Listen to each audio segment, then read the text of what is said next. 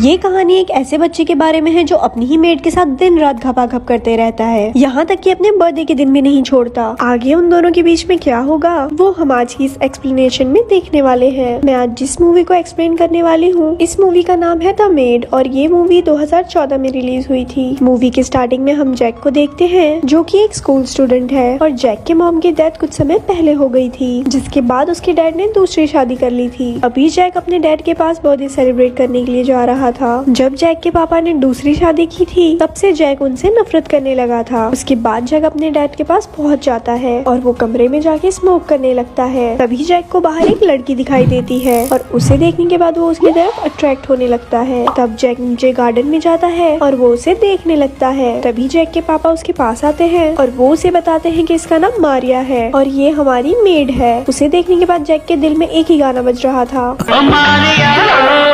इसके बाद जैक के डैड मारिया और जैक को एक दूसरे से मिलवाते हैं। अगले दिन जैक अपना कैमरा लेके फोटो खींचने के लिए बाहर निकल जाता है। इसी दौरान जैक के पास एक खूबसूरत सी लड़की आती है और वो जैक से मजे लेने लगती है, पर जैक उस पर ज्यादा इंटरेस्ट नहीं दिखाता। तभी वहाँ से मारिया गुजरती है और जैक अपना पूरा इंटरेस्ट उस पर दिखाता है। घर आने पर मारिया जैक को बोलती है कि तुम्हें कुछ और समय उस लड़की के साथ बिताना चाहिए था, लेकिन जैक के मन में तो कुछ और ही चल रहा था। जैक मारिया से बोलता है कि तुम बिल्कुल मेरी मॉम की तरह हो और उसके बाद जैक उसे अपनी मॉम की फोटो दिखाता है। ये देखने के बाद मारिया उसे अपने बारे में बताती है और वो उसे बताती है कि वो बहुत कम उम्र में पेट से हो गई थी, पर मेरे बॉयफ्रेंड ने भी मेरा साथ नहीं दिया और उसके बाद उसने मुझे छोड़ दिया था और उसके पैदा होने के कुछ दिन बाद ही मेरे बच्चे की डेथ हो गई थी। ये सब बातें होने के बाद ये दोनों एक दूसरे से काफी ज्यादा घुल मिल जाते हैं। तभी यहाँ से सीन स्विफ्ट होता है और हम जैक के डैड को देखते हैं और वो जैक को बताते हैं कि मैं अभी बहुत ज्यादा बिजी चल रहा हूँ, जिस वजह से मैं तुम्हें ज्यादा टाइम नहीं दे पा रहा हूँ। पर इस बात पे जैक अपने डैड से लड़ने लगता है। अगले दिन जैक के डैड उसे बताते हैं कि मैं किसी काम से बाहर जा रहा हूँ, जिसकी वजह से घर में सिर्फ मारिया और जैक बचे थे। रात को सोते वक्त जैक मारिया की फोटोज देखकर अपने पप्पू को मसाज दे रहा होता है। अगले दिन मारिया का एक्स हस्बैंड उसके पास आके बोलता है कि मैं फिर से तुम्हारे साथ रहना चाहता हूँ और अगर हम चाहे तो हम अपनी जिंदगी की एक नई शुरुआत कर सकते हैं। लेकिन मारिया उसे कहती है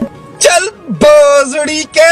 ये सारी बातें चुपके से जैक भी सुन रहा था। अगले दिन वो दिन आता है जिसके लिए जैक यहाँ आया था, मतलब उसका बर्थडे। तब मारिया सुबह सुबह उसे पूछती है कि तो तुम्हें बर्थडे गिफ्ट में क्या चाहिए, जिस पर जैक उसके पास जाने लगता है, लेकिन मारिया उसे ऐसे करने से मना कर देती है। लेकिन जैक खुद पर कंट्रोल नहीं कर पाता और वो मारिया को इधर उधर छूने लगता है, जिस पर मारिया उसे बर्थडे वाले दिन भी एक चाटा मार देती है। लेकिन तभी अचानक से जैक को बुलाने के लिए वही लड़की उसके घर आ जाती है जो जैक से मजे ले रही थी और जैक भी उसके साथ बाहर चले जाता है। ये देखने के बाद मारिया को बहुत ज्यादा बुरा लगता है, लेकिन वो कर भी क्या सकती थी। घर आने के बाद जैक देखता है कि मारिया रो रही है और जैक उसे चुप कराने के बहाने उसे मसाज देने लगता है। ये देखने के बाद मारिया भी पिघल जाती है और वो दोनों घपाघप करते हैं। अगले दिन मारिया किचन में अपना काम कर रही होती है, तभी अचानक से वहाँ जैक आता है और ये दोनों वहीं पर घपाघप करने लगते हैं। लेकिन इनका शो बीच में ही रुक जाता है क्योंकि तभी वहाँ जैक के डैड आ जाते हैं। लेकिन डैड के आने से पहले ये दोनों एक दूसरे से दूर हो चुके थे। उसके बाद जैक के डैड जैक को बर्थडे विश करते हैं और उसे एक बर्थडे गिफ्ट देते हैं, पर जैक फिर से अपने डैड से बदतमीजी करने लगता है। उसके डैड उसे अपने साथ बाहर चलने के लिए बोलते हैं, लेकिन जैक उस पे भी उन्हें मना कर देता है क्योंकि उसे अभी मारिया के साथ टाइम स्पेंड करना था। अगले दिन जैक के डैड उसे अपने साथ बिठाते हैं और उसे समझाते हैं कि मैंने दूसरी शादी तुम्हारी परवरिश के लिए की है ताकि मैं तुम्हारी देखभाल अच्छे से कर सकूं। उसके बाद मारिया जैक को अपने साथ अपने घर ले जाती है, पर इस बात पे जैक को बिल्कुल भी विश्वास नहीं हो रहा था, जिसके बाद ये दोनों फिर से वहाँ पर घपाघप करते हैं। मारिया काफी ज्यादा इमोशनल हो चुकी थी,